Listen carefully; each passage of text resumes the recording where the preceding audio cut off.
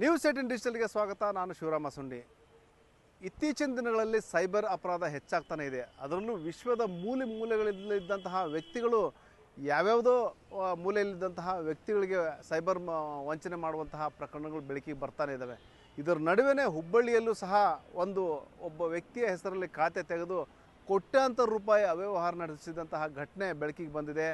ಅದು ಯಾವ ರೀತಿ ವಂಚನೆ ಮಾಡಲಾಗಿದೆ ಮತ್ತು ಯಾರು ಆ ವ್ಯಕ್ತಿ ಅಂತೇಳಿ ನಾನು ಮುಂದೆ ಹೇಳ್ತಾ ಹೋಗ್ತೀನಿ. ಅದಕ್ಕೂ ಮುಂಚೆ ನ್ಯೂಸ್ 18 ಯೂಟ್ಯೂಬ್ ಚಾನಲ್ ಸಬ್ಸ್ಕ್ರೈಬ್ ಮಾಡಿಲ್ಲ ಅಂದರೆ ಕೂಡಲೇ ಸಬ್ಸ್ಕ್ರೈಬ್ ಮಾಡಿ. ಮತ್ತು ಫೇಸ್ಬುಕ್ ಇರ್ಬೋದು, ಇನ್ಸ್ಟಾಗ್ರಾಮ್ ಪೇಜ್ನ ಫಾಲೋ ಮಾಡಂತೇಳಿ ನಾನು ರಿಕ್ವೆಸ್ಟ್ ಮಾಡ್ತಾಯಿದ್ದೀನಿ. ಈಗೇನು ಸೈಬರ್ ಕ್ರೈಮ್ ಅಪರಾಧದ ಬಗ್ಗೆ ಹೇಳ್ತಾ ಇದ್ದೆ. ಇತ್ತೀಚಿನ ದಿನಗಳಲ್ಲಿ ಏನಾದರೂ ನೀವು ಪೇಪರ್ ತೆಗೆದ್ರೆ ಅಥವಾ ಟಿ ವಿನಲ್ಲಿ ಮಾಧ್ಯಮದಲ್ಲಿ ನೋಡಿದಂಥ ಸಂದರ್ಭದಲ್ಲಿ ಒಂದು ಸೈಬರ್ ವಂಚನೆ ಪ್ರಕರಣ ಸುದ್ದಿ ಆಗ್ತಾನೇ ಇದ್ದಾವೆ. ಅದರಲ್ಲೂ ಕೋಟಿಗಟ್ಟಲೆ ಒಂದು ರೀತಿಯಲ್ಲಿ ಇಡೀ ಭಾರತ ದೇಶನೇ ಉದಾಹರಣೆಗೆ ತಗೊಂಡ್ರೆ ಸಾವಿರಾರು ಕೋಟಿ ಅಕ್ರಮವಾಗಿ ಸೈಬರ್ ವಂಚನೆ ಮಾಡಿದಂತಹ ಉದಾಹರಣೆಗಳಿದ್ದಾವೆ. ಮತ್ತು ವಿಶ್ವಾದ್ಯಂತ ಲೆಕ್ಕ ಹಾಕಿದರೆ ಅದರ ಪ್ರಮಾಣ ಇನ್ನು ನಾವು ಲೆಕ್ಕಕ್ಕೆ ಹಿಡಿಯೋಕ್ಕಾಗಲ್ಲ, ಅಷ್ಟರ ಮಟ್ಟಿಗೆ. ಮತ್ತು ಈ ಸೈಬರ್ ಅಪರಾಧಗಳು ನಡೀತಾ ಇದ್ದಾವೆ. ಅದರಲ್ಲೇನು ಆನ್ಲೈನ್ ಟ್ರಾನ್ಸಾಕ್ಷನ್ ಹೆಸರಲ್ಲೇನು ವಂಚನೆಗಳಾಗ್ತಾ ಇದ್ದಾವೆ. ಅಲ್ಲಿ ಅದು ರಿಕವರಿ ಪರ್ಸೆಂಟೇಜು ತೀರಾ ಕಡಿಮೆ ಅಂತ ಹೇಳ್ಬೋದು. ಒಂದು ರೀತಿಯಲ್ಲಿ 10% ಸಹ ರಿಕವರಿ ಆಗ್ತಾಯಿಲ್ಲ. ಹೀಗಿರಬೇಕಾದ್ರೆ ಹುಬ್ಬಳ್ಳಿ ಅಂದರೆ ಎಲ್ಲೋ ಮೂಲೆಯಲ್ಲಿ ಕೂತಂತಹ ಯಾವುದೋ ದೇಶದಲ್ಲಿ ಕೂತಂತಹ ವ್ಯಕ್ತಿಗಳು ಸೈಬರ್ ವಂಚನೆ ಮಾಡಿದಂತಹ ಉದಾಹರಣೆಗಳೇ ಹೆಚ್ಚಾಗಿದ್ದವು. ಆದರೆ ಅದರಲ್ಲೂ ಉತ್ತರ ಭಾರತದಲ್ಲಿ ಹೆಚ್ಚಿನ ಪ್ರಮಾಣದಲ್ಲಿ ಅಲ್ಲಿನ ವ್ಯಕ್ತಿಗಳು ಈ ಭಾಗದ ಜನರನ್ನು ವಂಚನೆ ಮಾಡಿದಂತಹ ಉದಾಹರಣೆಗಳೇ ಹೆಚ್ಚಿದ್ವು. ಆದರೆ ಈ ಪ್ರಕರಣದಲ್ಲಿ ಏನಂದರೆ ಹುಬ್ಬಳ್ಳಿಯ ವ್ಯಕ್ತಿಯ ಹೆಸರಲ್ಲಿನೇ ಅಕೌಂಟ್ ಕ್ರಿಯೇಟ್ ಆಗಿದೆ. ಜೊತೆಗೆ ಆ ಅಕೌಂಟ್ ಮೂಲಕ ಏನಂದರೆ 10 ಕೋಟಿಗಳ ಟ್ರಾನ್ಸಾಕ್ಷನ್ ಸಹ ಆಗಿದೆ. ಇದು ಚರ್ಚೆಗೆ ಗ್ರಾಸ ಮಾಡಿಕೊಟ್ಟಿದೆ ಮತ್ತು ಹಲವಾರು ಅನುಮಾನಗಳಿಗೆ ಎಡೆ ಮಾಡಿಕೊಟ್ಟಿದೆ. ಹುಬ್ಬಳ್ಳಿಯ ಗೋಪನಕೊಪ್ಪದ ಫಾರೂಕ್ ಅನ್ನೋ ವ್ಯಕ್ತಿಯ ಹೆಸರಲ್ಲಿ ಹುಬ್ಬಳ್ಳಿಯ ಕೇಶವಪುರದಲ್ಲಿ ಬ್ಯಾಂಕ್ ಆಫ್ ಬರೋಡಾ ಬ್ಯಾಂಕ್ನಲ್ಲಿ ಖಾತೆಯನ್ನು ಓಪನ್ ಮಾಡಲಾಗಿದೆ. ಆ ಖಾತೆ ಮೂಲಕ ಒಂದು ಕಡೆ ಬೇರೆ ಬೇರೆ ಅಕೌಂಟ್ಗಳಿಂದ ಅಲ್ಲಿ ದುಡ್ಡು ಜಮಾ ಆಗಿದೆ. ಜೊತೆಗೆ ಆ ಅಕೌಂಟಿಂದಲೂ ಸಹ ಬೇರೆ ಅಕೌಂಟ್ಗಳಿಗೆ ಹಣ ವರ್ಗಾವಣೆ ಆಗಿದೆ. ಅಂದರೆ ಎಲ್ಲೋ ಒಂದು ಕಡೆ ಇದು ವ್ಯವಸ್ಥಿತವಾಗಿ ಆ ವ್ಯಕ್ತಿಯ ಹೆಸರಲ್ಲಿ ಅಕೌಂಟ್ ಕ್ರಿಯೇಟ್ ಮಾಡಿ ಆನ್ಲೈನ್ ವಂಚನೆಗಳೇನಿದ್ದಾವೆ ಅಥವಾ ಬೇರೆ ಬೇರೆ ಈ ರೀತಿ ಬ್ಲ್ಯಾಕ್ ಮನಿ ಇರ್ತದೆ ಅಲ್ಲಿ ಹಾಕಿಬಿಟ್ಟು ಅಲ್ಲಿಂದ ಬೇರೆ ಕಡೆ ವರ್ಗಾವಣೆ ಮಾಡಿಬಿಟ್ಟು ಈ ರೀತಿ ಒಂದು ದೊಡ್ಡ ಮೋಸದ ಜಾಲನೆ ಇಲ್ಲಿದೆ ಅನ್ನೋ ಮಾತು ಕೇಳಿ ಬಂದಿದೆ. ಮತ್ತು ಬರೀ ಆ ಫಾರೂಕ್ ಒಬ್ಬನೇ ಅಲ್ಲ, ಆ ಫಾರೂಕ್ನ ಸಂಬಂಧಿಗಳ ಹೆಸರಲ್ಲೂ ಸಹ 7-8 ಜನರ ಹೆಸರಲ್ಲೂ ಸಹ ಖಾತೆಗಳನ್ನ ತೆರೆಯಲಾಗಿದೆ. ವಿಶೇಷವಾಗಿ ಫಾರೂಕ್ ಹೆಸರಲ್ಲೇನೋ ಅಕೌಂಟ್ ಕ್ರಿಯೇಟ್ ಆಗಿದೆ. ಆ ಅಕೌಂಟು ಮೂಲಕನೇ ಹೆಚ್ಚಿನ ಮಟ್ಟದಲ್ಲಿ ಕೋಟ್ಯಾಂತರ ರೂಪಾಯಿ ಹಣ ಟ್ರಾನ್ಸಾಕ್ಷನ್ ಆಗಿದೆ. ಅಂದರೆ ಒಂದು ಕಡೆ ಹಣ ಕೆಲವೊಂದು ಕಡೆಯಿಂದ ಹಣ ಬಂದಿದೆ ಮತ್ತು ಕೆಲವೊಬ್ಬ ವ್ಯಕ್ತಿಗಳಿಗೆ ಹಣ ಅಲ್ಲಿಂದನೇ ಹೋಗಿದೆ.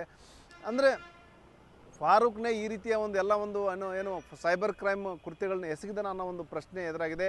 ಈಗೇನು ಆ ಅಕೌಂಟು ಖಾತೆ ವಂಚನೆಗೆ ಯಾರ್ಯಾರು ಮೋಸ ಹೋಗಿದ್ದಾರೆ ಅವರೆಲ್ಲರೂ ಸಹ ಆ ಖಾತೆ ನಂಬರ್ ಕೊಟ್ಟು ಮತ್ತು ಆ ಖಾತೆ ಯಾವ ಖಾತೆ ಇತ್ತು ಆ ಹೆಸರಿನಲ್ಲಿ ದೂರು ಕೊಡುವಂಥ ಕೆಲಸವನ್ನು ಹುಬ್ಬಳ್ಳಿ ಸೈಬರ್ ಸೆನ್ ಪೊಲೀಸ್ ಸ್ಟೇಷನ್ ಏನಿದೆ ಅಲ್ಲಿ ದೂರು ಕೊಡುವಂಥ ಕೆಲಸವನ್ನು ಮಾಡಿದ್ದಾರೆ. ಹಾಗಾಗಿ ಅಂದರೆ ಇಲ್ಲೇನು ಆ ಖಾತೆ ಹೆಸರಲ್ಲಿ ಅದು ಮಾರ್ಕೆಟಿಂಗ್ ಹೆಸರಲ್ಲೇನು ವಂಚನೆ ಮಾಡಲಾಗಿತ್ತು, ಅದೇ ಹೆಸರು ಈ ರೀತಿಯ ಈ ಖಾತೆಯಿಂದ ವಂಚನೆ ಆಗಿದೆ ಅಂತೇಳಿ ವಂಚನೆಗೊಳಗಾದವರು ದೂರು ಕೊಟ್ಟಿದ್ದಾರೆ.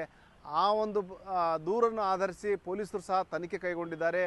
ಈ ತನಿಖೆ ಕೈಗೊಂಡ ಸಂದರ್ಭದಲ್ಲಿ ಕೋಟ್ಯಾಂತರ ರೂಪಾಯಿ ಅವ್ಯವಹಾರ ಆಗಿರೋದು ಮತ್ತು ಆ ಖಾತೆ ಮೂಲಕ ಟ್ರಾನ್ಸಾಕ್ಷನ್ ಆಗಿರೋದು ಬೆಳಕಿಗೆ ಬಂದಿದೆ. ಕೇವಲ ಅದೊಂದೇ ಅಲ್ಲ, ಆತನ ಸಂಬಂಧಿಗಳು ಯಾರಿದ್ದಾರೆ ಅವರ ಹೆಸರಲ್ಲೂ ಸಹ ಇದೇ ರೀತಿಯ ಅಕೌಂಟ್ಗಳು ಕ್ರಿಯೇಟ್ ಆಗಿದ್ದಾವೆ. ಅಲ್ಲೂ ಸಹ ಕೋಟಿಗಟ್ಟಲೆ ಹಣ ಟ್ರಾನ್ಸಾಕ್ಷನ್ ಆಗಿದೆ. ಹಾಗಾಗಿ ಫಾರೂಕ್ ಇದ್ದಾನೆ, ಗೋಪನಕೊಪ್ಪದ ಫಾರೂಕ್, ಅವನನ್ನು ವಶಕ್ಕೆ ಪಡೆದಂಥ ಪೊಲೀಸರು ವಿಚಾರಣೆ ನಡೆಸ್ತಾ ಇದ್ದಾರೆ.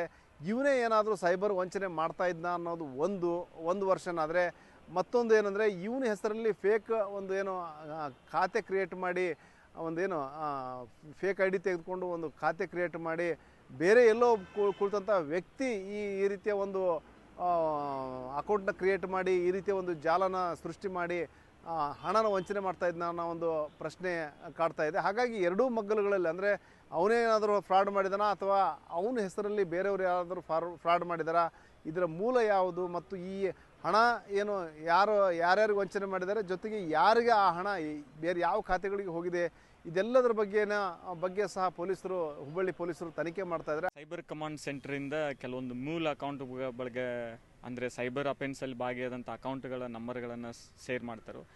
ಅಂಥ ಶೇರ್ ಮಾಡುವಂಥ ನಂಬರ್ಗಳಲ್ಲಿ ಕೆಲವೊಂದು ಮೂಲ ಅಕೌಂಟ್ದಲ್ಲಿ ಇರ್ಫಾನ್ ಅನ್ನೋ ವ್ಯಕ್ತಿ ಮೇಲೆ ಅಕೌಂಟ್ ಕ್ರಿಯೇಟ್ ಆದ ಬಗ್ಗೆ ಮಾಹಿತಿ ನಮಗೆ ಸಿಗುತ್ತೆ. ನಮ್ಮ ಸೈಬರ್ ಕಮಾಂಡ್ ಸೆಂಟರ್ ಹೆಲ್ಪ್ನಿಂದ ನಮ್ಮ ಹುಬ್ಬಳ್ಳಿ ಧಾರವಾಡ ಪೊಲೀಸ್ ಕಮಿಷನ್ ವ್ಯಾಪ್ತಿ ಇರತಕ್ಕಂಥ ಸೈಬರ್ ಸ್ಟೇಷನಲ್ಲಿ ಅಕೌಂಟನ್ನು ಪರಿಶೀಲಿಸಿದಾಗ ಅದು ಇರ್ಫಾನ್ ಅನ್ನೋ ವ್ಯಕ್ತಿ ಮೇಲೆ ಅಕೌಂಟ್ ಕ್ರಿಯೇಟ್ ಆದ ಬಗ್ಗೆ ಮಾಹಿತಿ ಸಿಗುತ್ತೆ.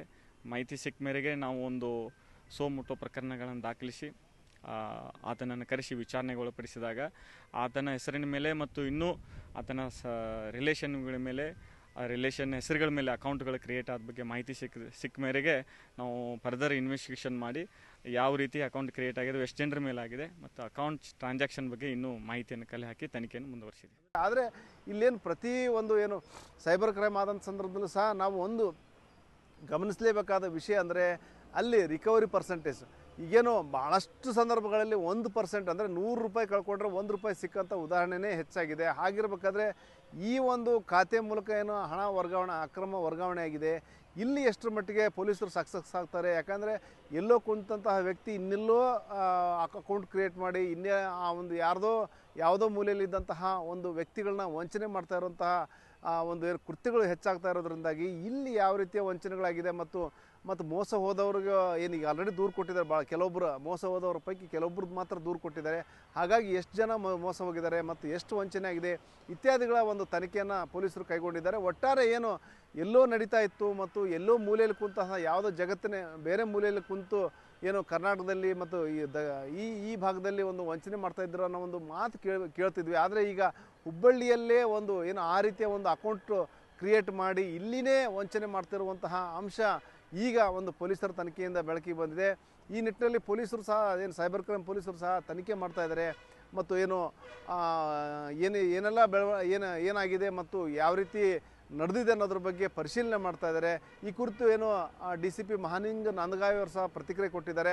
ಈ ಕುರಿತು ಏನು ಈಗ ಸಾಕಷ್ಟು ಕೋಟಿಗಟ್ಟಲೆ ಒಂದು ಟ್ರಾನ್ಸಾಕ್ಷನ್ ಆಗಿದೆ ಮತ್ತು ಆ ವ್ಯಕ್ತಿನ ವಿಚಾರಣೆಗೂ ಸಹ ಯಾರ ಹೆಸರಿನಲ್ಲಿ ಅಕೌಂಟ್ ಕ್ರಿಯೇಟ್ ಆಗಿದೆ ಆ ವ್ಯಕ್ತಿನೂ ಸಹ ವಿಚಾರಣೆ ಸಹ ಮಾಡಿದ್ದೇವೆ ಮತ್ತು ಯಾವ್ಯಾವರು ಈ ವ್ಯಕ್ತಿಯ ಹೆಸರಲ್ಲಿ ಯಾರಾದರೂ ಮಾಡಿದ್ದಾರೆ ಅನ್ನೋದ್ರ ಬಗ್ಗೆ ಸಹ ಪರಿಶೀಲನೆ ಮಾಡ್ತಿದ್ದೇವೆ ಅನ್ನೋ ಒಂದು ಮಾತನ್ನು ಹೇಳಿದ್ದಾರೆ. ಒಟ್ಟಾರೆ ಏನು ಈ ಸೈಬರ್ ಕ್ರೈಮ್ ವಂಚನೆ ಒಂದು ಕಡೆ ಜನರಿಗೆ ದೊಡ್ಡ ಪಿಡುಗಾಗಿದ್ದರೆ ಪೊಲೀಸರಿಗೂ ಸಹ ಒಂದು ದೊಡ್ಡ ತಲೆನೋವಾಗಿದೆ ಮಾರ್ಪಟ್ಟಿದೆ ಅಂತ ಹೇಳ್ಬೋದು. ಹಾಗಾಗಿ ಪೊಲೀಸರು ಸಹ ಈ ಪ್ರಕರಣನ ಗಂಭೀರವಾಗಿ ತೆಗೆದುಕೊಂಡಿದ್ದಾರೆ ಮತ್ತು ಏನು ಯಾರಿಗೆ ಅನ್ಯಾಯ ಆಗಿದೆ ಅವ್ರಿಗೆ ಒಂದು ನ್ಯಾಯ ದೊರಕಿಸಿಕೊಡುವ ನಿಟ್ಟಿನಲ್ಲಿ ಒಂದಷ್ಟು ಪ್ರಯತ್ನಗಳನ್ನ ಆರಂಭಿಸಿದೆ. ಆದರೆ ಅದು ಎಷ್ಟರ ಮಟ್ಟಿಗೆ ಸಕ್ಸಸ್ ಆಗುತ್ತೆ ಅನ್ನೋದನ್ನು ಕಾದು ನೋಡಬೇಕಾಗುತ್ತೆ. ಶಿವರಾಮ ಮಸುಂಡಿ, ನ್ಯೂಸ್ 18 ಹುಬ್ಬಳ್ಳಿ. ನಿರ್ಭೀತ, ನಿಷ್ಪಕ್ಷಪಾತ, ವಿಶ್ವಾಸಾರ್ಹ ಸುದ್ದಿಗಳಿಗೆ ಮತ್ತೊಂದು ಹೆಸರಾಗಿರೋ ನ್ಯೂಸ್ 18 ಕನ್ನಡ ಈಗ ಆಪ್ನಲ್ಲೂ ಲಭ್ಯ ಇದೆ. ದಯವಿಟ್ಟು ಇಲ್ಲಿರೋ QR ಕೋಡ್ ಅನ್ನು ಸ್ಕ್ಯಾನ್ ಮಾಡಿಕೊಂಡು ಆಪ್ ಡೌನ್ಲೋಡ್ ಮಾಡೋದಕ್ಕೆ ಮರಿಬೇಡಿ. ನಿಮ್ಮ ಬೆಂಬಲ ಹೀಗೆ ಸದಾ ನಮ್ಮೊಂದಿಗಿರಲಿ. ಧನ್ಯವಾದ.